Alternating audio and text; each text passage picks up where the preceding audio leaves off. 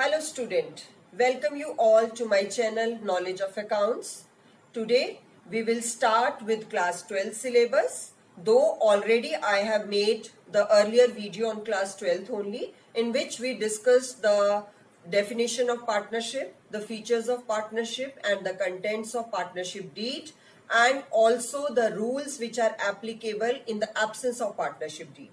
Okay, so let's move to the further part. So आज का video हमारा partnership से रिलेटेड ही है, क्लास 12th के सिलेबस में से.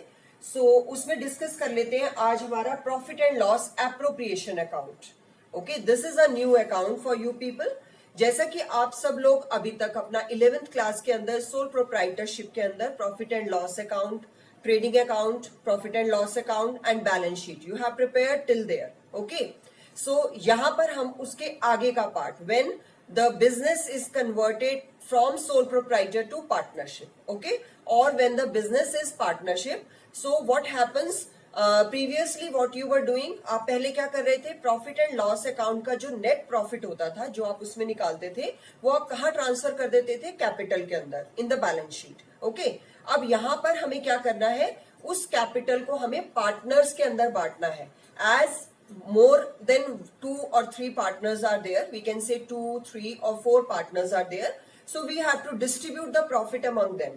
So that distribution is called as appropriation. Okay, so अब ये अकाउंट हम कब बनाएंगे, after the profit and loss account we will prepare profit and loss appropriation account. Okay, इसके अंदर जितनी भी एडजस्टमेंट रिलेटेड टू पार्टनर्स हैं वो इसमें शो होंगी. Like if the partners has to get some salary, so that will be shown in this account. If the partner has to take some commission from the business, then also यहाँ पर वो दिखाया जाएगा. Same way अगर उन्होंने capital invest किए and every partner has invested different capital, so that capital interest, that means interest on capital भी यहाँ पर हम इसको show करेंगे. And same way if the partners have withdrawn some money and they have to pay interest on that drawings, that also will be shown here. That means all the adjustment or entries related to partners will be shown in profit and loss appropriation account. जितनी भी entries partner से related है वो आप profit and loss account में नहीं दिखाते हैं, वो आप कहाँ दिखाते हैं, profit and loss appropriation account में. और कैपिटल का जितना उनका एडजस्टमेंट क्या क्या उसमें ऐड होगा या लेस होगा, that will be shown in this account. So not wasting the time, I am starting it. So सबसे पहले ये बनाना कब है आपको, प्रॉफिट एंड लॉस के बाद में. सो हमारा जो प्रॉफिट एंड लॉस का बैलेंस है, that means the net profit. Okay, अब पहले आप क्या लिखते थे वहां पर, to net profit. Profit and loss के डेबिट साइड में आप लिखते थे to net profit transfer to capital account, that was there. अब हम उसको कहाँ लेके आएंगे, we will transfer it to profit and loss appropriation account. तो अब वहां पे आपकी एंट्री क्या आएगी, in partnership business to profit and loss appropriation account. Okay, तो अब आपका यहां पर क्या आ जाएगा फिर, by profit and loss account, bracket में आप लिख लेंगे नेट प्रॉफिट, जिससे आपको क्लियर हो कि what balance you are transferring here. Okay, अब जो भी आपका नेट प्रॉफिट था उसको आपने किस हेड से डिनोट करना है, by profit and loss account, and you will show in the outer column. I think very much clear. And then इसके बाद हम पहले क्रेडिट साइड ही डिस्कस कर लेते हैं, as we have started from credit side. So इसके बाद जो अगला हेड यहां पर आएगा वो क्या आएगा, by interest on drawing. As you know it is also a nominal account. तो नॉमिनल अकाउंट के अंदर क्या होता है, आपका डेबिट में सारे एक्सपेंसेस आते हैं बिजनेस के और क्रेडिट में सारी इनकम्स आती है.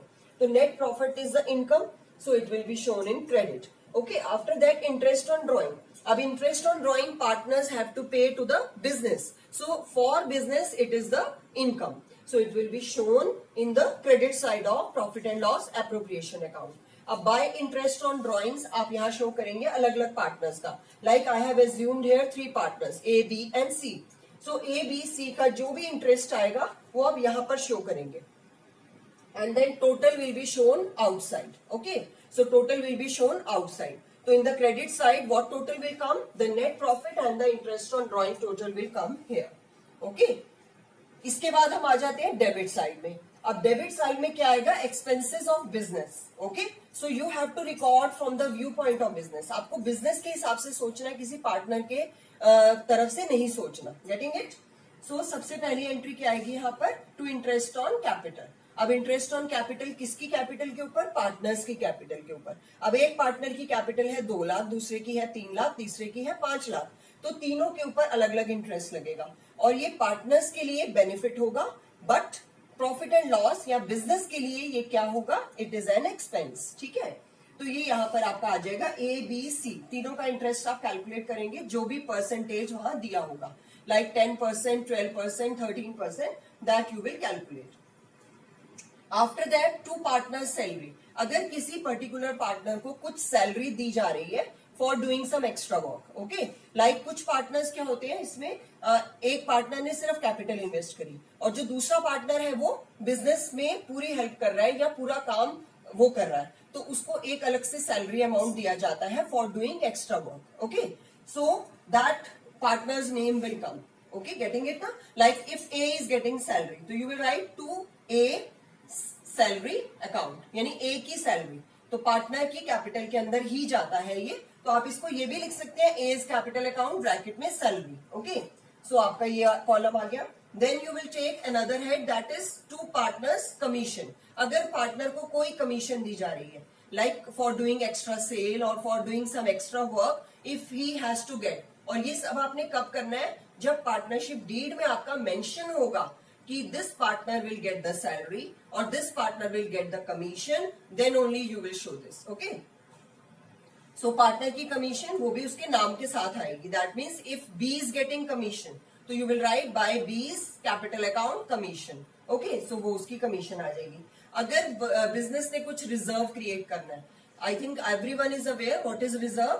Reserve is some part of profit which is kept aside, okay, for some future losses. यानी वो एक पार्ट प्रॉफिट का कुछ अलग करके रख दिया जाता है, रिजर्व की तरह रिजर्व करके रख दिया जाता है and later on it will be used at the time of need और at the time of loss. So that reserve is also created from profit and loss appropriation account. So you will write to reserve or reserve fund or reserve general reserve, यानी whatever head will be given to you that you will write here. उसके बाद आप बाकी का अब क्या करेंगे? यहाँ का टोटल करेंगे, इन सब का टोटल उसमें से लेस करेंगे, जैसे आप अकाउंट बैलेंस करते थे पहले वैसे ही क्रेडिट साइड ऐड करके डेबिट साइड के टोटल को उसमें से लेस करेंगे and you will get the divisible profit, okay. So वो आपका अब क्या आएगा? यहाँ पर पार्टनर्स कैपिटल में आपने क्या दिखाना है? Divisible profit. ये कौन सा प्रॉफिट है? Which is divisible. Divisible means जो अब उनमें डिस्ट्रीब्यूट होगा in their profit sharing ratio, okay. So उनकी जो प्रॉफिट शेयरिंग रेशियो होगी तो आपकी एंट्री क्या आती है यहाँ पर? Profit and loss to partners capital account और करंट अकाउंट अगर वो फिक्स्ड कैपिटल मेथड फॉलो कर रहे हैं तो. Fixed capital and fluctuating capital I will be discussing in my next video. So here I am telling you कि आपने वो जो प्रॉफिट था वो कहाँ डिस्ट्रीब्यूट करना है? उनके कैपिटल अकाउंट में.